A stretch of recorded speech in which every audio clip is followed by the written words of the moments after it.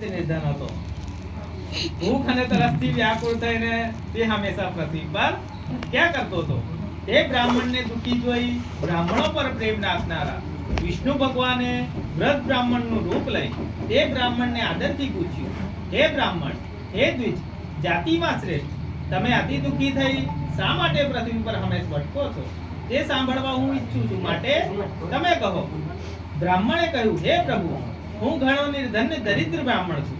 તેથી ભીખ માંગવા માટે પૃથ્વી પર ભટકું છું. જો દારિદ્ર્ય દૂર થાય એવો આપ ઉપાય જાણતા હો તો કૃપા કરી કહો. વ્રત બ્રાહ્મણ બોલ્યા. એવું દરિદ્ર બ્રાહ્મણનું વચન સાંભળી ગરડો બ્રાહ્મણ કહે છે, હે બ્રાહ્મણ, સત્યનારાયણ નામના વિષ્ણુદેવ ઈચ્છિત પુરુષાર્થ રૂપ ફળ આપનારા છે. માટે હે બ્રાહ્મણ, તમે સત્યનારાયણનું પૂજન તથા ઉત્તમ વ્રત કરો, જે કરીને માણસ સઘળા સંકટોથી છૂટી જાય છે. શ્રી સત્યનારાયણ કહે છે, હે બ્રાહ્મણ, તું એ સત્યદેવનું વ્રત અને પૂજન સારી રીતે કર, કે જેથી માણસ સર્વ દુઃખથી મુક્ત થાય છે. વ્રત બ્રાહ્મણના રૂપવાળા સત્યનારાયણ ભગવાન ક્યાં જ અદ્રશ્ય થયા. વ્રત બ્રાહ્મણે જે વ્રત કહ્યું હતું તે હું જરૂર કરીશ એમ વિચારતા એ બ્રાહ્મણને રાતે નિંદ્રા પણ ના આવી. પછી સવારે ઉઠી હું સત્યનારાયણનો વ્રત કરીશ એવો સંકલ્પ કરી તે બ્રાહ્મણ ભિક્ષા માટે ગયો. તે જ દિવસે એ બ્રાહ્મણે પુષ્કળ દ્રવ્ય મેળવ્યું. એટલે એ દ્રવ્યથી તેણે સગાવાળા સાથે સત્યનારાયણનું વ્રત કર્યું. એ વ્રતના પ્રભાવથી શ્રેષ્ઠ બ્રાહ્મણ બધા દુઃખોથી મુક્ત થઈ સમગ્ર સંપત્તિ વાળો થયો. ત્યારથી માણી મહિને અને યોગ્ય સમય તેણે સત્યનારાયણનું વ્રત કરવા માંડ્યું. એમ સત્યનારાયણનું વ્રત કરી તે બ્રાહ્મણ બધા પાપોથી છૂટી દુર્લભ મોક્ષને પામ્યો. હે વિપ્રો, પૃથ્વી પર આ સત્યનારાયણ વ્રતનો જ્યારે સારી રીતે પ્રચાર થશે ત્યારે જ મનુષ્યના સર્વ દુઃખ નાશ પામશે. એમ શ્રી નારાયણે મહાત્મા નારદને જે વ્રત કહ્યું હતું તે જ વ્રત મેં તમને કહ્યું છે. હવે બીજું તમને શું કહું? ઋષિઓએ કહ્યું, હે મુનિ, હે સુત, એ બ્રાહ્મણ પાસેથી સત્યનારાયણનું વ્રત કોણે સાંભળ્યું હતું અને કોણે કર્યું હતું તે અમે સાંભળવા ઈચ્છીએ છીએ, કેમ કે અમને શ્રદ્ધા ઉત્પન્ન થાય છે.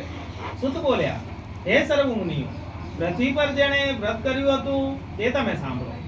એક વખત તે શ્રેષ્ઠ બ્રાહ્મણ પોતાના વૈભવના વિસ્તાર પ્રમાણે સગા કુટુંબીઓ સાથે વ્રત કરવાની તૈયારી કરતો હતો. એ વખતે લાકડા વેચનાર એક કઠિયારો ત્યાં આવ્યો. તેણે લાકડા બહાર મૂક્યા અને બ્રાહ્મણના ઘરમાં તે આવ્યો, કેમ કે તરસથી એનો આત્મા ઘણો પીડાતો હતો. ત્યાં તો બ્રાહ્મણને સત્યનારાયણનું વ્રત કરતો તેણે જોયો. એટલે તેણે પ્રણામ કરી પૂછ્યું, હે પ્રભુ, તમે આ શું કરો છો? આ કરવાથી શું ફળ મળે છે તે મને વિસ્તારથી કહો. બ્રાહ્મણે કહ્યું, સત્યનારાયણનું આ વ્રત છે તે સર્વિચ્છિત મનોકામના પૂર્ણ કરે છે અને તેની કૃપાથી મને પુષ્કળ ધાન્ય વગેરે બધું મળ્યું છે. આ પ્રમાણે બ્રાહ્મણના મુખમાંથી શ્રી સત્યનારાયણનું વ્રત જાણી કઠિયારો ખૂબ આનંદ પામ્યો. તેણે પ્રસાદ ખાઈ પાણી પીધું અને પછી તે શહેર તરફ ગયો.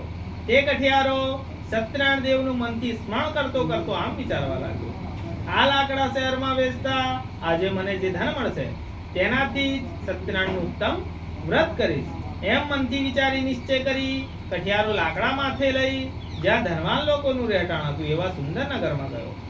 તે દિવસે કઠિયારા લાકડાનું બમણું મૂલ્ય મળ્યું. તેથી તેનું હૃદય પ્રસન્ન થયું.